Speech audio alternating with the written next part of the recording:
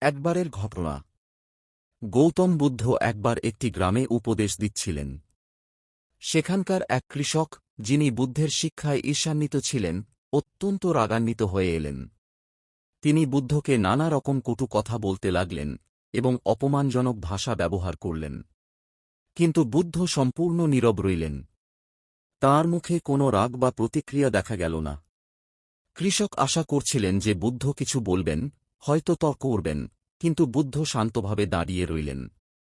কিছুক্ষণ পরে, যখন কৃষক ক্লান্ত হয়ে গেলেন, তখন বুদ্ধ মৃদু হেসে জিজ্ঞাসা করলেন, যদি কেউ তোমাকে একটি উপহার দেয় এবং তুমি তা গ্রহণ না করো, তাহলে সেই উপহার কার কাছে থাকবে?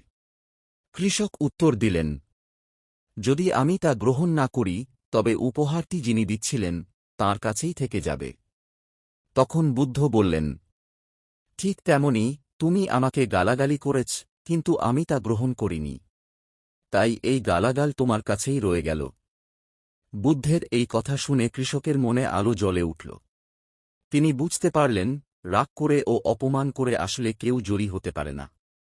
লজ্জিত হয়ে তিনি বুদ্ধের কাছে ক্ষমা চাইলেন এবং তাঁর শিক্ষা বোঝার চেষ্টা করলেন। এই গল্প থেকে কি শেখার আছে? রাগের উত্তর রাগ দিয়ে নয়, শান্তি দিয়ে দিতে হয়। কেউ যদি তোমাকে অপমান করে, তাহলে সেটি গ্রহণ করো না, অপমানকারীই তার ভার বইবে।